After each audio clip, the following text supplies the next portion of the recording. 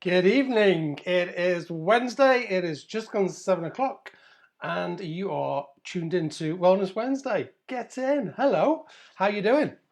How is everybody? How are we feeling?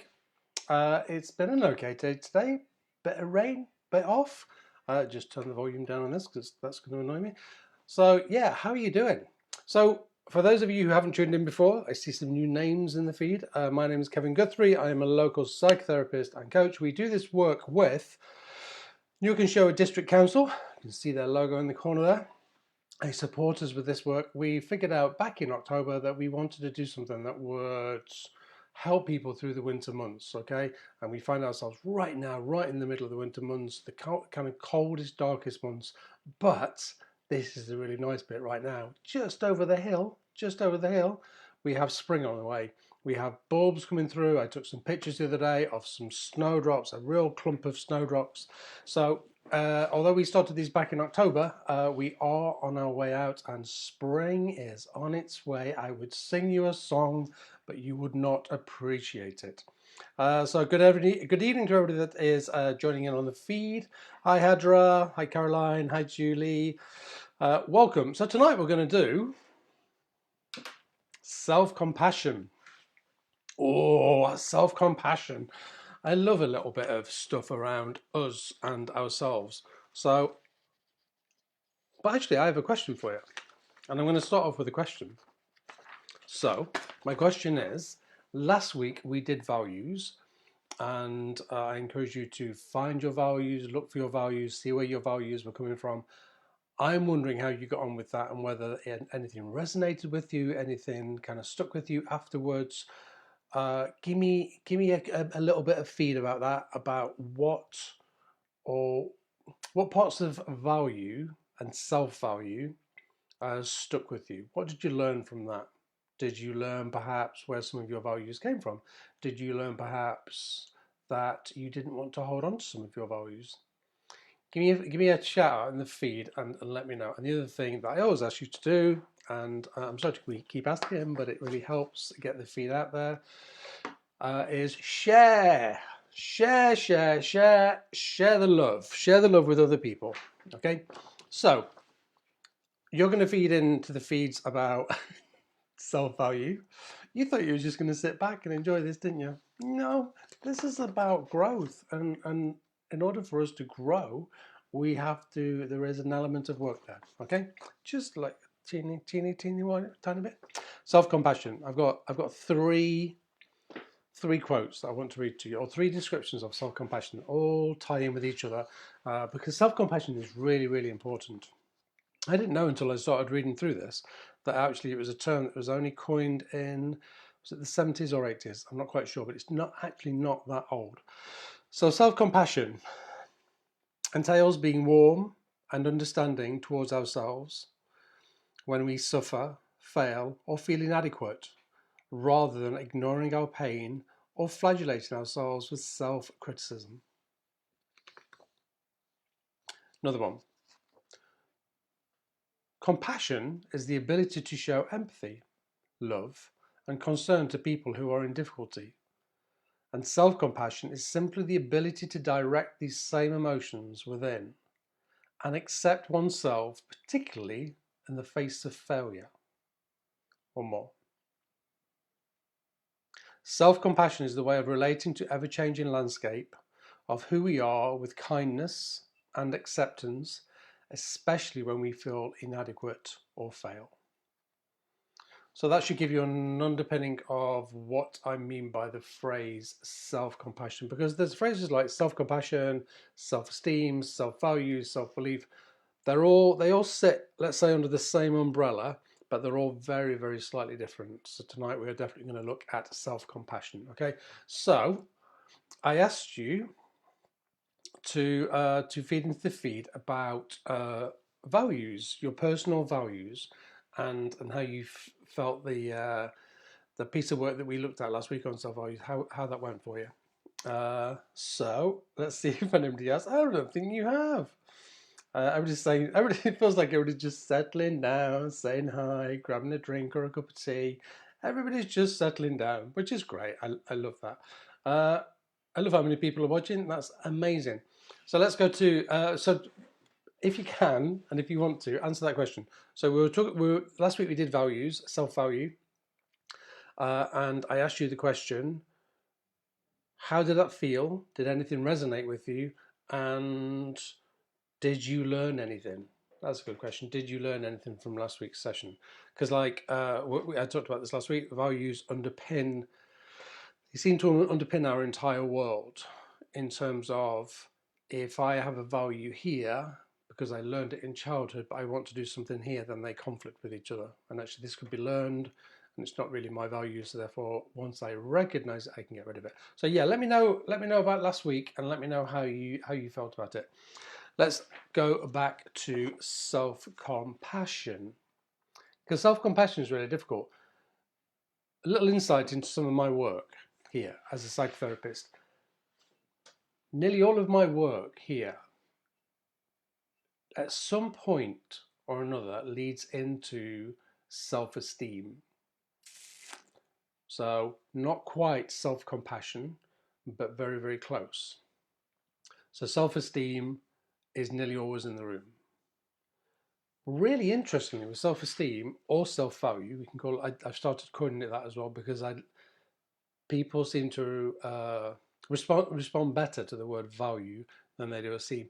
We have this negative attachment to the word self-esteem, particularly low self-esteem. So I've started calling it self-value.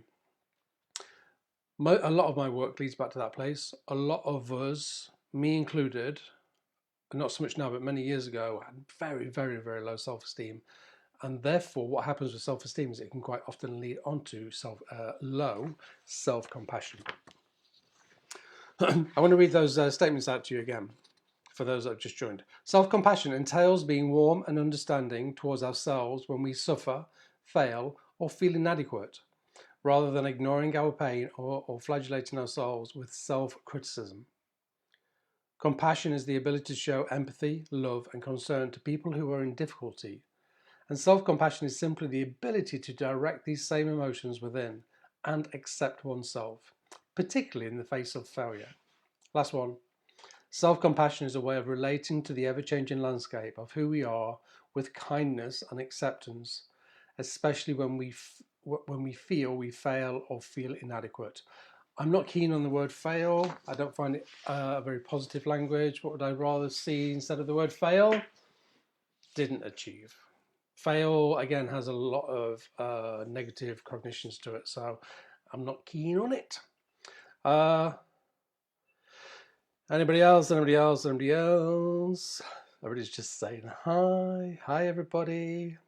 It's been a tough week. It's been a tough week for a lot of people. I recognise that. You know, this out there is still going on, and a lot of people are really struggling with that.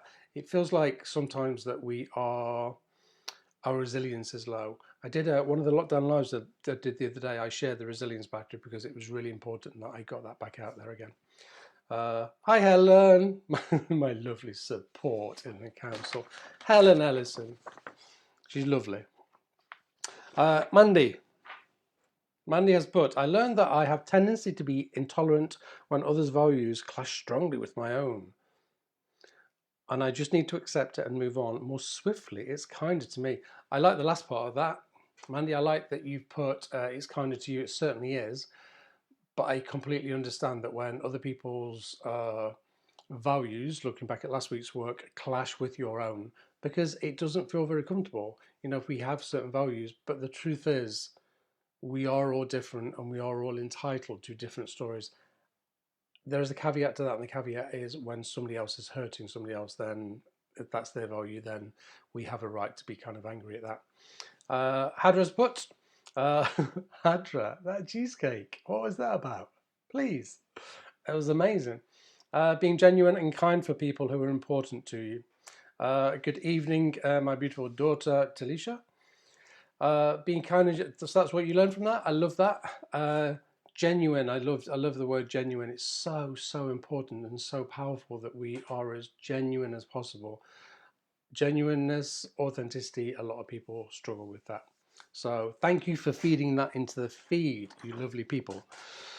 Uh, Self-kindness, so we're back to self-compassion, self-kindness, or reframing from harsh criticism of the self. You can feed this in as well if you want. Add a comment on this. Who out of all of you lovely people that are watching, who would be brave enough to put their hands up, and my hands are going straight up, in terms of, do you think that we are unnecessarily harsh on ourselves or critique ourselves too heavily as people? What do you think? Would you agree with that? Would you disagree with that? Recognizing one's own humanity or the fact that all people are imperfect and people experience pain, that kind of fits in with what you were just saying, Mandy. Recognizing one's humanity or the fact that people are imperfect and all people experience pain. Mindfulness or maintaining a non-biased awareness of experiences, even those that are painful, rather than either ignoring or exaggerating their effect. Just going back to what Mandy said then. So Mandy said being triggered by other people. The most important part there for me is that we recognize that we were triggered. Because once we talked about triggers a while ago, and once we recognize that we are triggered, then we can step around it.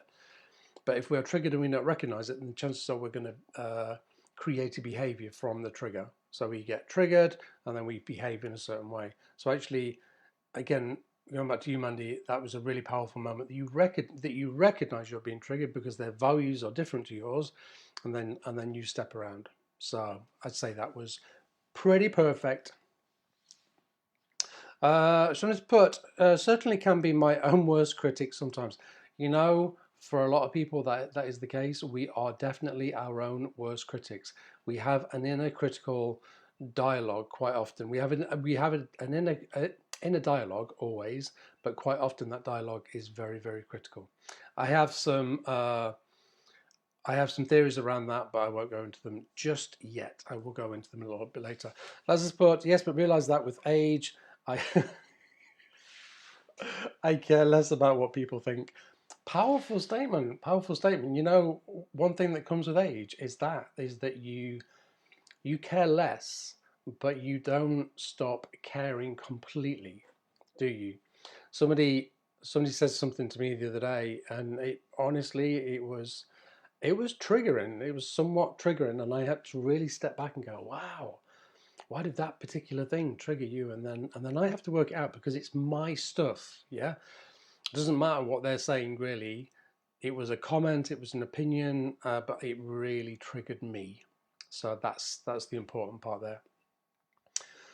So let's have a look at the effects. These are the effects of self-compassion. Excuse me whilst I have a slurp. It's got honey in it, so it's good for my throat. A lack of compassion for the self, a lack of compassion for the self can play a role in mental health conditions. Many people find it difficult to feel self-compassion after a traumatic or troubling experience, especially when self-compassion is linked in the mind to self-pity. We're going to go into those little links a little bit later on. People going through a divorce, especially a difficult divorce, might have feelings of shame or guilt and may feel as if they have failed in their marriage and as if they are undeserving of a second chance or of healing. Powerful statement. This judgment may lead to conditions such as anxiety, insecurity, or depression. Self-compassion, however, often allows people to accept their failures, move past them, and try again. Self-compassion, I have a visual on self-compassion, is a little bit like, the first thing I want to say about self-compassion is it's definitely quite often how we treat other people, particularly other people that we love and we care for and we are very kind to them. They can be absolute perfect examples of how we treat other people in stark comparison to how we treat ourselves. Yeah. The visual I have of self-compassion is kind of like this. Is me touching myself in this way and kind of almost like holding my arm and or stroking my arm, or it's there's a level of self-soothing right there. So whenever I think about self-compassion, I think about self and being kind to self in some way. But this is a very that actually taps into there's a technique called the Havening technique. I don't entirely know how to do it, but I know it involves some sort of self-soothing like this, which is really powerful. Uh, Jacob, I don't. I think that might say I don't have any compassion for myself at all. Uh, Jacob, come on.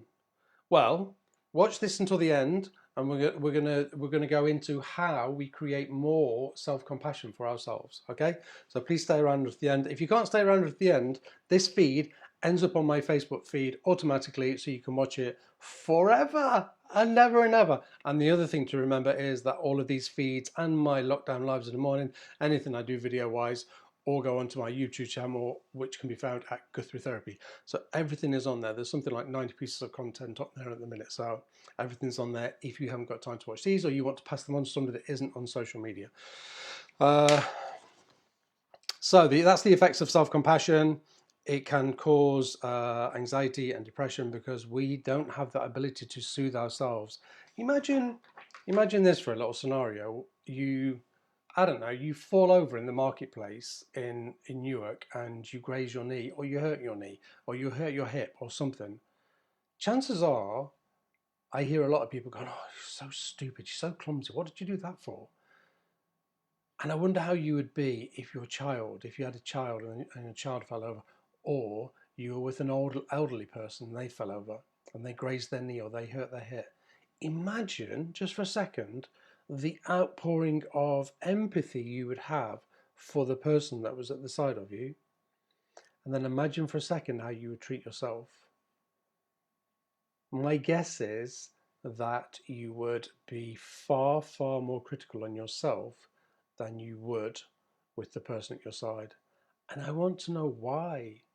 I want to know where that comes from. Why are we meaner to ourselves, but not, not to other people? Why do we flagellate ourselves so much? Honestly, here in therapy, I see it all the time, and I see it in my. If I'm really honest, I see it in myself as well.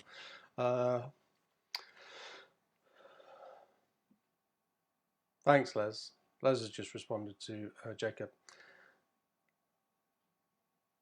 Oh, someone just put, wow, I didn't realize the lack of self-compassion I have towards myself.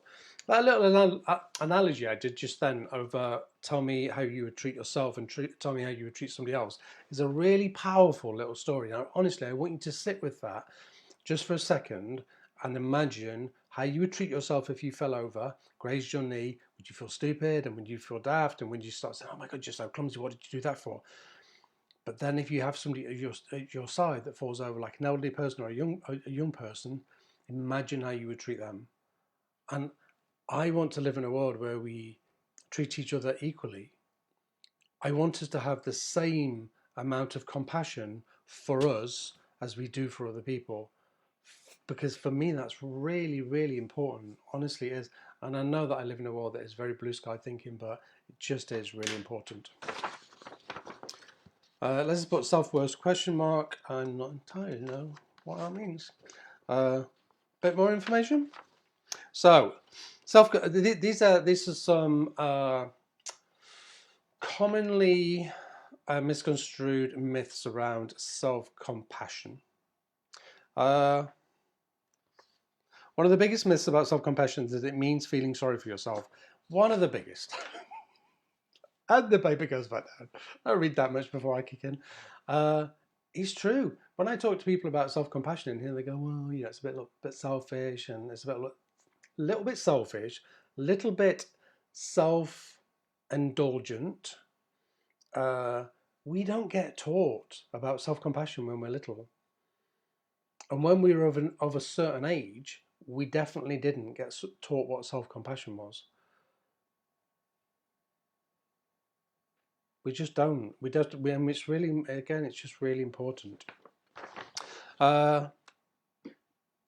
So one of the biggest myths about self-compassion is that it means feeling sorry for yourself. It certainly does not. Self-compassion for me is about caring for yourself. It's about caring for you as a human and as a person, valuing who you are, valuing every fiber of your body, valuing your physical sense and your mind and just everything about you. Self-compassion is an antidote to self-pity and the tendency to whine about our bad luck. This isn't because self-compassion allows you to tune out the bad stuff. In fact, it makes us more willing to accept, experience, and acknowledge difficult feelings with kindness. What they mean thereby is if we go down the route of self-pity and then it's just like, oh, woe is me and woe is this and woe is that and yada, yada, yada. Whereas if we can display and carry out a form of self-compassion, then all of a sudden, I'm trying to see where my mic is, all of a sudden it becomes about this part here.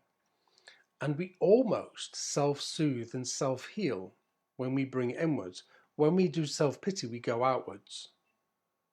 Let me clarify something else. If we are talking to a friend about something that we have just been through, that again is not self-pity, that is a download, what I call a download. If you are constantly talking about things that have happened but in a non-active way, so by that I mean a non-productive way, then that might be classed as self-pity. But self-compassion definitely is not self-pity. Honestly, it's not. Self-compassion means weakness. Again, honestly, this one here. If I show self-compassion, then I'm weak because I can't just get on with it. Not true. Absolutely not true. For me, it's really powerful to be able to show self-compassion. I want to live in a world where, you know, when we go for a job interview, I want to live in a world where we go for a job interview and at some point during the process, you know, we look for academic achievements, for diplomas, certificates, all of the rest of it. I want to see something that tests a level of self-awareness, emotional intelligence. Because if I was employing people, that's what I'd be looking for. I would be looking for emotional intelligence. Because for me, and I would say this, given my world, it's really important that people are able to self-reflect and able to look after themselves, and because they're just going to be they're going to be better at their job. They're just going to be better at it. So self-compassion is definitely not a weakness. Little story for you. John had always considered himself to be a pillar of strength, an ideal husband and provider. So he was devastated when his wife left him for another man. Secretly racked with guilt and for not doing more to meet her emotional needs before she sought comfort in somebody else's arms, he didn't want to admit how hurt he was, and he still felt and how hard it was for him to move on with his life. When his colleagues suggested that he should try being compassionate to himself about his divorce, his reaction was swift. Don't give me that hearts and flowers stuff. Self-compassion is for sissies. That falls into the genre of, come on, we've just got to get on with it. That falls into that genre of toxic positivity. That falls into that genre of, come on, we can do this. And you know, I'm always saying to you, it's really important that we tap into our emotions, and it's important that we recognize our emotions, because if we're not, then we are disrespecting what we're feeling. Okay? So it's really important that we do that, and it's really important that we recognize what we're feeling, and that is part of that is about self-compassion. Let's have a look at this question. Oh, great question. So the question was, is lack of self-compassion more evident in those who don't receive kindness and recognition from others? Whoa, that's a good question. I really like that. Partly, I want to say partly. Let's say this, it can definitely keep the cycle going. Because if we don't have self-compassion, yeah, if my level of self-compassion, let's say it goes from 1 to 10, and my self-compassion is at a 2, and then people treat me disrespectfully or badly, then I'm not really going to feel anything. So therefore, it just keeps feeding that number 2 score. 2 is low. So it definitely feeds it. Okay. Uh, so my overall answer to the question would be yeah, probably. It's something, it's definitely something that we're taught, and it's definitely something as adults, like right now as adults, because this is a group of adults right here. It's definitely something that we have to learn. We have to learn as adults. And again, like later on in the video, we're going to look at how we develop our own self-compassion. But I need you to hear this part first, because these are the myths that when I start talking about how we increase our self-compassion, these are the myths you're going to start fighting in your head. Okay, so great question. Thank you for that. How to learn to ignore people who try to make you doubt yourself about your values. Thank you, Hadra. Great question. No, no problem, Chantal. See you later. Uh, how to learn to ignore people who try to make you doubt yourself about your values. Here's a really simple trick on this one.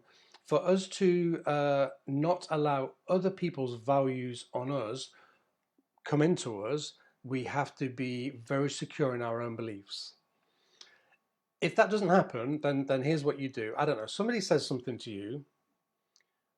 So Hadra, I'm not going to share the story, but there was an instance that you shared with me recently, and it was something that happened. And here's what I do when that happened to you, that thing happened to you. So you received a negative comment from somebody. What I would do immediately, if that was resonating with me and it was kind of going around in my head, remember the washing machine analogy, then I would get a piece of paper and I would start writing down my strengths. I would start writing down my strengths, everything that I'm proud of, everything that I can do, all of the good stuff about me. I'd start listing it. And actually, what I'd really want you to do is I'd want you to fill this page with strengths and what do they call them? I statements. So I like that. I'm proud that. I like that I can. All of those sorts of statements. What happens then is when we do this, the one statement that they've gone in with gets buried beneath a pile of I value myself because statements. So that's a really good little trick to do that. The difficulty over that is when we look at this list here, and I do this in therapy with people, a lot of people are resistant to that, and a lot of people, depending on where they're at on the scale, they might write down one or two things, maybe three. Other people, again, depending on whether, will give me a full list. So, and actually what I want is for everybody to give me a full list. So great question, Nadra, thank you. Chantal's left the room, but she's going to catch up later. Oh, great questions, thank you. So let's just put, again, a great question. Does self-compassion not start with self-worth? Yeah, we have to have a level of self-worth. When I was reading up on this earlier, self-esteem was definitely attached to self-compassion. If I have no self-esteem whatsoever, then there is little to no chance that I'm going to practice self-compassion. It's just not going to happen. It's going to be pointless. Hadra, I'm going to hold you to that. I'm going to hold you to that. Yeah. Right. So let's go back to the what are they? They're myths around self-compassion. So the last one was self-compassion means weakness. It certainly doesn't mean weakness. Having self-belief isn't arrogant. Having self-esteem isn't arrogant or big-headed. We were taught as children that if we created something and said, I'm really proud of that, I think it's really good. We were taught as children that that was arrogant and big-headed, and people don't like big-headed people. What that does to our self-esteem, our self-value, and our ability to be self-compassionate is it diminishes everything inside of us, because then we kind of go, well, I just need to stay quiet. I'm really proud of what I did there, but I can't show anybody, so I'm just going to stay quiet because that elder there told me that it was bad and it was big-headed. And I don't want to be big-headed, because if I get big-headed, then I'm going to get beat up at school. See how it goes. See how we get taken back to childhood, or we get fearful of being big-headed or arrogant. There's a balance to this, and in America, sometimes in America, sorry for any Americans watching, their their ability to have positive self-esteem can sometimes kind of go over. What we don't want to do with children, if we're talking about children, is fill them with, oh my God, you're amazing, you're fantastic, you're perfect, all of that. We don't want to do that because then it fills them with a false sense of perfection, and nobody is perfect. Nice balance of, oh, that was really good. What would you like to improve on it? Little questions like that. So really good. What would you like to improve? Tell me, one question I always want children to be asked is, tell me what you love about it. Tell me, darling, what you love about it, because that's what I really want to know. And tell me, is there any way that you might have done it better? Would you have liked to have done it better, or are you really happy with it? Gentle questions like that. Gentle questions to ourselves like that. When we deliver something as adults, like, I don't know, we do a piece of work at work or we deliver a presentation, I want us to walk away, reflect and say, really proud of that. Overall, I'm really proud of that. I might have done and this differently, but overall, I'm still good. When we do that, we end up in this place of we learn because we have some learning points to take away, but we end up with this sense of pride that we did good enough in that moment. And that's where I want us at. Okay? Uh, I love that Adra's going to give me a full list. That's fantastic. Let's go back to the myths around self-compassion is selfish. These all feel like they're in the same genre. Self-compassion is selfish. Many people are suspicious of self-compassion because they conflate it. I think this is American. Conflate it with selfishness. Again, it's not selfishness. Comfort your body. Eat something healthy. Lie down and rest. Massage your own neck. Oh no, we're going on to those in a minute. Got ahead of myself. So just to recap, self-compassion is not self-pity. It is not a weakness, and it does not make you complacent. I missed that one out. Perhaps the biggest block to self-compassion is the belief that it will undermine our motivation to push ourselves to do better. I love this one. The idea is that if we don't criticize ourselves for failing or live up to our standards, we'll automatically succumb to slothful defeatism. So what that means is if I don't walk away from doing a presentation and beat myself within an inch of my life for not doing better, then I won't do better next time. Now, maybe if I do that, it's something that I have learned. It's something that I learned in childhood, or I learned from school, or I learned it from my primary carer in terms of that's how I have to grow and learn. You know, there are adults out there that go, work harder, work harder, work harder. What do you mean you only got 8 out of 10? What happened to the last 2? And the focus is on the 2 that they didn't get. That cannot, no, that is not healthy for that to take place. We must work harder. When we work ourselves like that, when we beat ourselves like that, we never get the very best from ourselves. And honestly, again, in here, a lot of the work that I do is around people flagellating themselves like that, beating themselves with the sticks. One of the things that I do in therapy is I will say to people, if I gave you a stick right now and told you to beat yourself, would you beat yourself? And of course, they always go, no, I wouldn't. Yet mentally, psychologically, that's what we do to ourselves. Mentally, psychologically, we beat ourselves within our own minds. You know that saying, the only thing that will stop you from moving forward is your own mind. Because we get stuck there and we get stuck in that area of like self-beating, self-flagellation. Yet if I physically gave you a stick and said, here, beat yourself, you probably wouldn't do it. You probably wouldn't do it because you'd see it physically and you go, yeah, I can't do that. But because it happens in the mind, it's all right.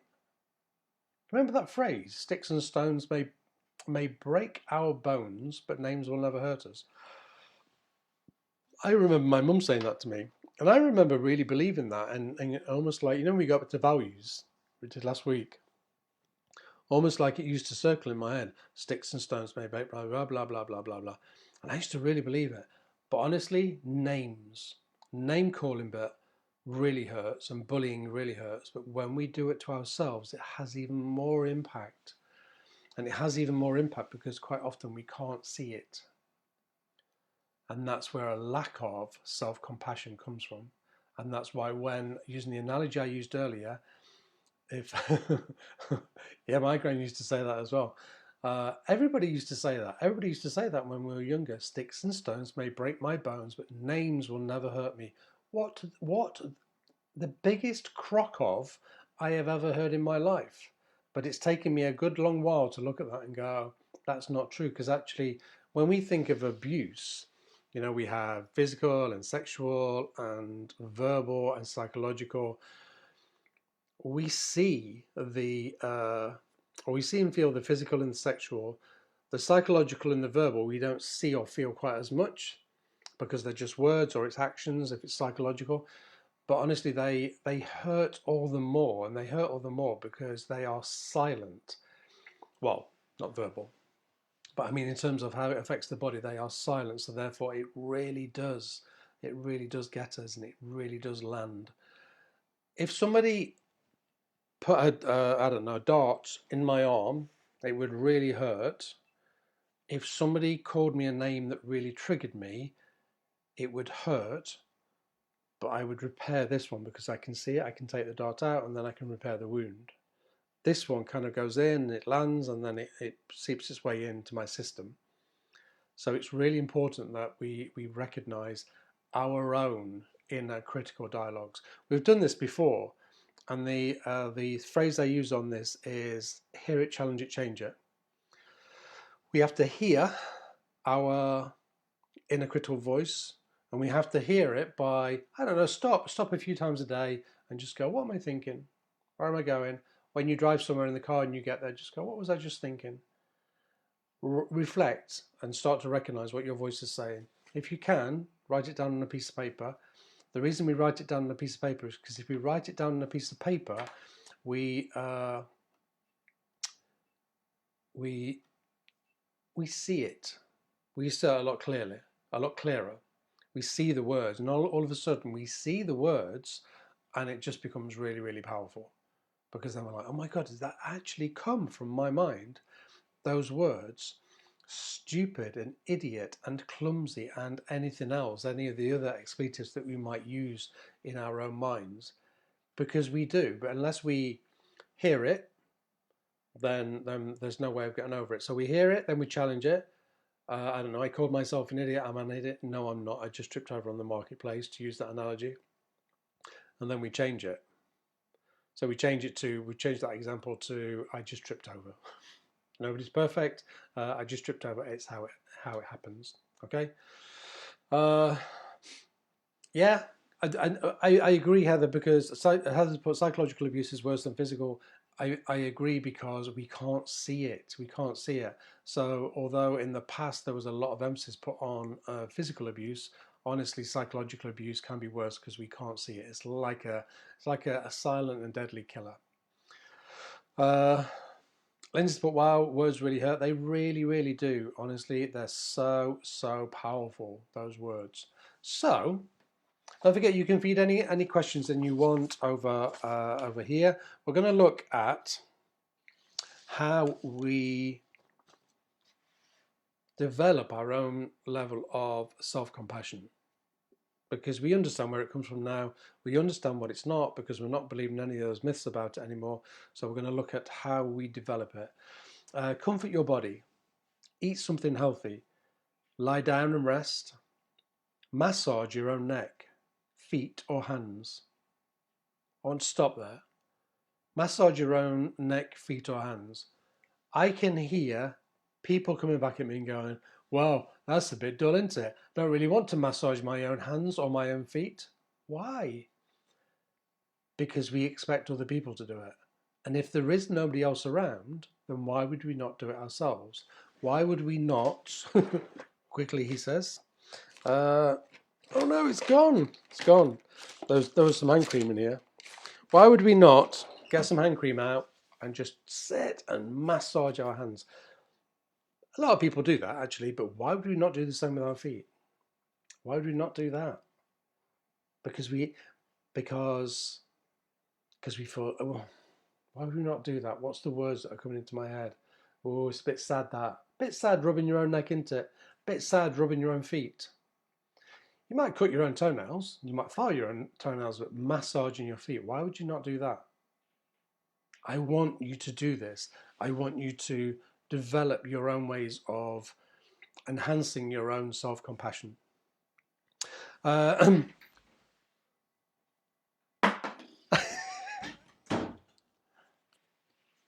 just had some hand cream thrown at me. You don't get that on This Morning, do you? So we do this.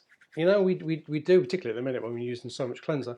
We do this, but I want you to see you rub your own neck or rub your own feet. Take a walk. Anything you can do to improve how you feel physically gives you a dose of self-compassion. So eat something healthily. If we eat something healthily, like greens and really nice foods, then we are feeding our system with they are like little love notes. That's what they are. They're like little love notes to our body. We can trick ourselves by saying, I'm going to treat myself to a glass of wine or to a big fat bar of chocolate or to a pizza, but they're not little love notes. I am sorry to be such the bearer of bad news. On occasion they are, but not on a regular basis. That is not a treat when it happens on such a regular basis. Write a letter to yourself. I like this one. Think of a situation that caused you to feel pain, a breakup with a lover, a job loss, a poorly received presentation. Write a letter to yourself describing the situation, but without blaming yourself or anyone, including yourself. Use this exercise to nurture your feelings. Because again, if we deliver a presentation and it doesn't go very well, we quite often, naturally as humans, hold on to the negatives because of our primal system. I won't go into that too much. So actually writing a letter to yourself and almost having that conversation with yourself. So when we write a letter to ourselves like that, it's like having a conversation with ourselves, because we get to address it on paper. And yeah, maybe the presentation didn't go in the way I wanted it to, but I did this, and this good. And actually, next time I'm going to improve on these areas here. It's like a little love letter. And I say that I can hear people cringing. It's like, why would I want to write a love letter to myself? My question back at you is, why would you not? Why would you not want to write a love letter to yourself? Or just let's not call it a love letter. Let's call it something that is very, very kind. Why would you not do that? We go to the gym. We might eat really healthily. I know people that walk loads, go to the gym, eat very healthily, don't drink a lot, yet their ability to demonstrate self-compassion is still really low. So let's not kid ourselves on that you are going to the gym and you are walking. There might still be elements missing. Okay, so we're still looking for those elements right there.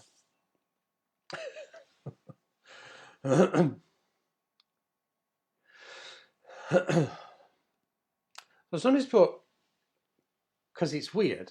So firstly, I want to say thank you. Thank you for saying it's weird, because I get that.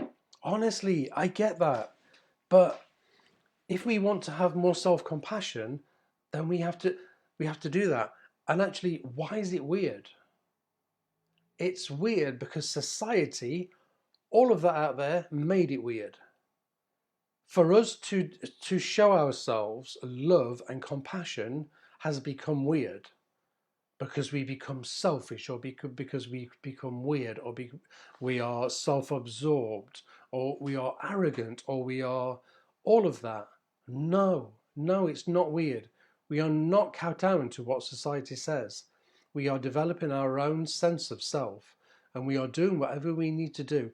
And let's face it, okay, if you're at home and you're massaging your own feet, or you're writing yourself a little letter, or you're massaging your own hands, who sees you?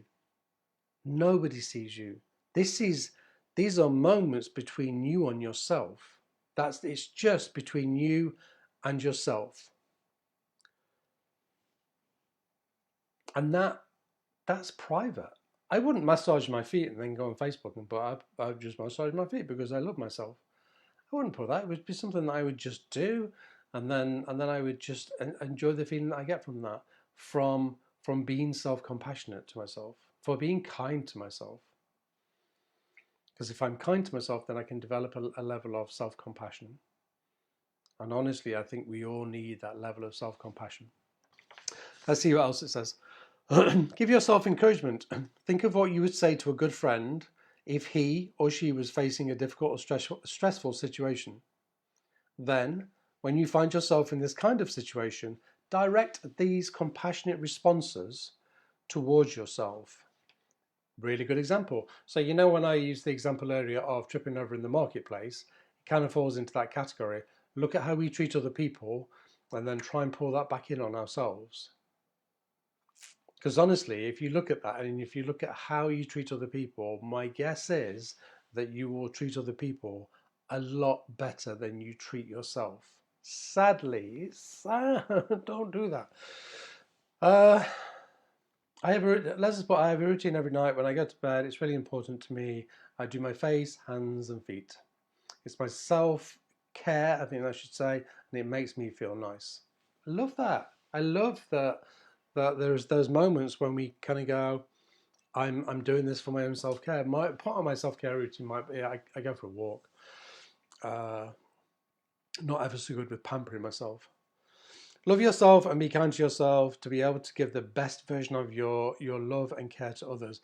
It's a really good point that if we can't love ourselves and if we can't care for ourselves, then it's very difficult for us to then feel and authentically give love to other people. It is. But in terms of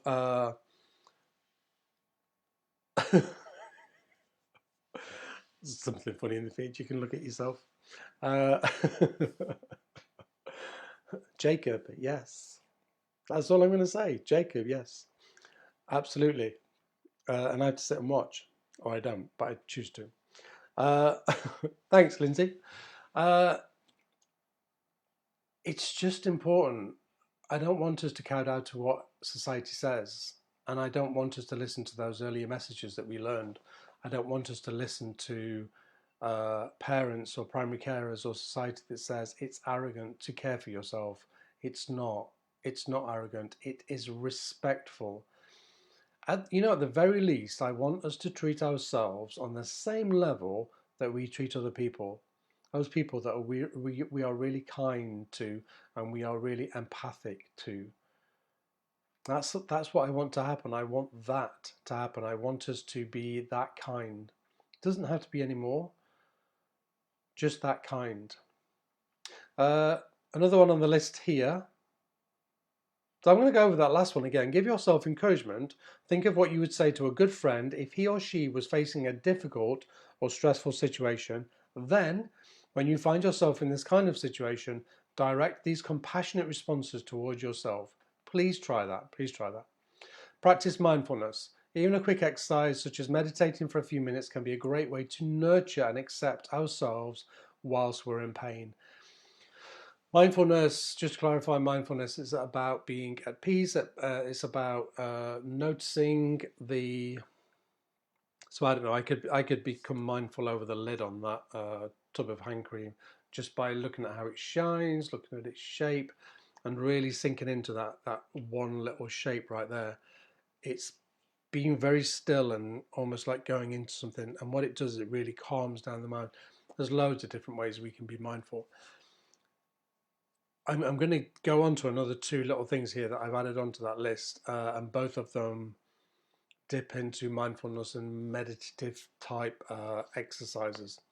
But the reason we practice mindfulness is because it calms our mind. And when we think about the chitter chatter that I was talking about earlier, it calms the chitter chatter as well, because when there is less energy in our minds, then the chitter chatter is also much, much quieter. When I think about energy in the mind, I automatically go to stimulants. Remember our stimulants. Remember things like sugar, caffeine, alcohol, high anxiety TV, and news. If I have one more conversation with people about watching the news, stop watching the news. You don't need to watch the news. We don't need to know. We know what's happening out there. We know what's happening out there. So please, please stop watching the news. If you know you haven't got anxiety, if you haven't got anxiety, watch the news. Have a great time. Somebody told me to watch a program the other day. I won't mention what it is because it doesn't matter. And I was like, oh, is it high anxiety? And they went, no, it's not high anxiety. Watched one program, anxiety through the roof. So we have different levels of what we think is high anxiety. Uh, Hadra, yeah, spot on. So Hadra's put, people will respect you if you show self-esteem. Absolutely, absolutely. We have to show our own self-worth, self-value, self-respect, self-esteem in order to get it back from other people. We do. Somebody will abuse me and treat me badly, and they have done in the past, because I didn't show them enough self-worth and self-value. Now, nobody ever treats me in that way, and nobody will ever get away with that again, because my self-worth and my self-value is way better than it was 10 or 15 years ago. I will never ever be treated in a way that I was back then. Never. None of it was physical. I was never physically hurt much, but I would never go back to that place now, and that's about self-value. So when we talk about self-compassion and all of these selves, it's, for me, it's about that part there, because I don't want to see anybody live in this world where they are mistreated by other people, but we are only mistreated when we allow ourselves to be mistreated by other people. We are the only ones that can stop it. Okay.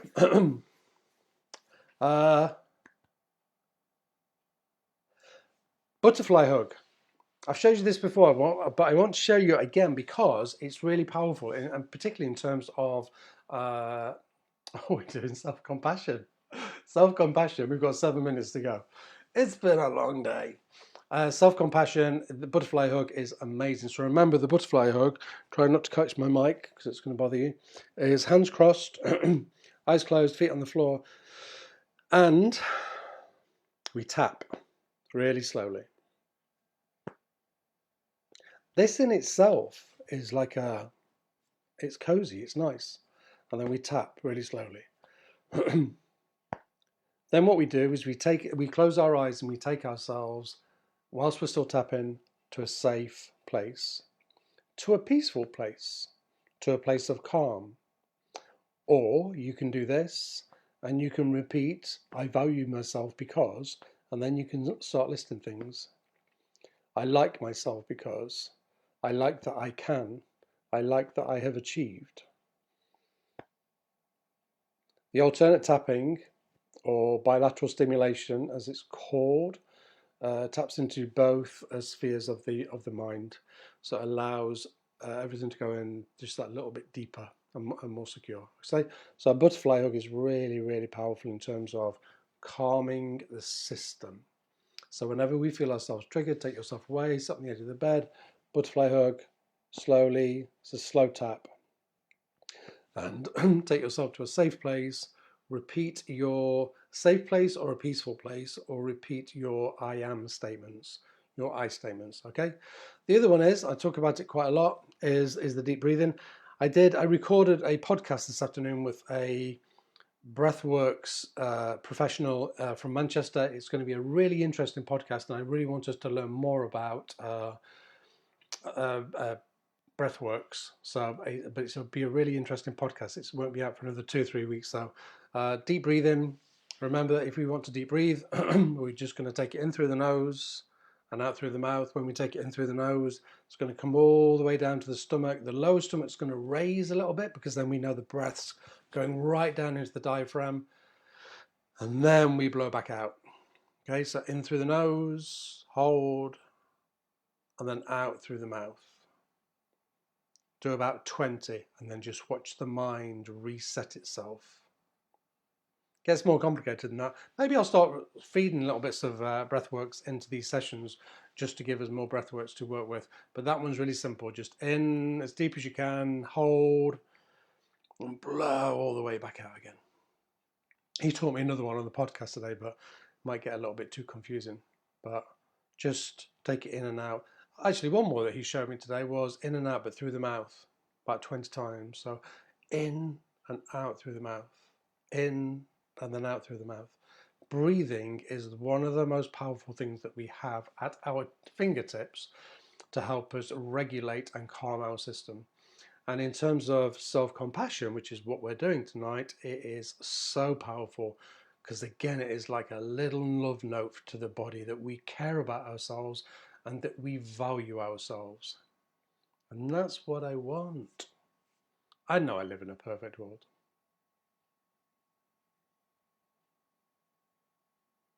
Uh, yeah. So Sonny's point, it took me practice to be able to breathe in for 10. That really surprised me. I learned today that we only use 30 to 40% of our lung capacity. So we breathe between here and about here. And actually, the diaphragm goes all the way down. So we only use less than half of our lung capacity on a regular basis. He says, losing his breath. When we deep breathe, when we practice deep breathing on a regular basis, we open up the lungs. And when we open up the lungs, we open up our entire body for more flow. So we become more creative, more productive. We are less tired. Our reactions aren't, they're just more healthy. So when we deep breathe, we go right down into the diaphragm. So it's such a powerful practice. I'd love to do some more around deep breathing. Maybe I'll find a way of getting Craig onto one of these lives. If I can be that technical, I'll try and work it out. Uh, the butterfly hug, Lindsay, is really powerful. It's honestly, it comes from EMDR. EMDR stands for eye movement desensitization and reprogramming. A really powerful model, just really, really slowly. But it's hours. I love it because it's hours because we can just sit on the edge of the bed and do this and take ourselves to a really peaceful or safe place, depending on how we're feeling and what the emotion is that we're feeling. Okay, so please give those a try, and please give the deep breathing a chance. In as deep as you can, hold, and then back out again. When you go in, all the way down to the diaphragm, the lower stomach should raise a little bit, and then we know we're going all the way back down. Okay. Goodness, I'm out of breath. That's because I've been deep breathing. We are nearly at the end. Don't forget, I am back. Not tomorrow morning. I'm back every morning, Tuesday till Saturday, with a mini lockdown live. This week we are focusing on a Children's Mental Health Week, so it's all focused around children this week, which I think is fantastic. I do somewhat think that sometimes they've been forgotten and kind of dragged along with us adults because we have just about been surviving during this pandemic. So this week I wanted to focus on children. Please message in. Oh, I can't answer that question. What's the difference between self-compassion and self-esteem? There is an answer there. I haven't got time to answer it. They're very similar, but self-compassion is about how we treat ourselves. Self-esteem is about how we measure ourselves. They're very. I'm going to leave it here. They're very, very similar, and they are very close on the spectrum. Very close. Because there's self-esteem, there's self-belief, there's self-value, there's self-compassion. Compassion is about how we treat ourselves. Self-esteem is more about how we think about ourselves, but they definitely live in the same sphere. Thank you for the question. Uh, so, Lindsay, the podcast isn't out yet. It'll be out in like 3 weeks. The podcast is called Invincible You. It can be found on iTunes. It releases every Monday, but that one won't be out until the 23rd. I think the 23rd of February that will be out. But definitely be there. So Tuesday to Saturday, I do a lockdown live, 8:15 every morning, just like 10 minutes of little resources to help you through this pandemic. Do those in line with home radio. Home radio can be found on, it's a DAB digital radio, or you can enable, I've been saying this wrong, you can enable Alexa, and they have an app as well, so you can find it on their app. Thank you so much. Thank you for your comments here, because this part here is what makes these feeds. When you feed in, when you give me your comments, when you give me your feedback and your whether you like it or not, it doesn't matter whether you like it or not, but just getting this is really, really valuable. If you like them, then please feed them, please share them with other people, because they're always around on my Facebook and they can be passed on wherever. Newark and Showa District Council support these because we care about you and we want you to be healthier, both physically and mentally. Okay, I can't remember I said this now. If I'm not covering subjects that you want me to cover, then please message in privately. I won't mention your name, and give me ideas of where you want me to go with these. All about self, anything to do with self, and I'm there and I will do my best to cover it. Okay? Whew. I'm exhausted. So that's it. I'm going to go. It's 1 minute past 8, and my dinner will be ready. So thank you so much for being here. Please take care of yourselves. If I don't see you on one of the lockdown lives, then I will see. If I don't see you on the podcast, nobody sees people on the podcast because it's audio. I'll see you next Wednesday for another subject. Please feed in what you want to know about. I'd really, really value that. Okay. Love and peace to all. Take care. Bye bye.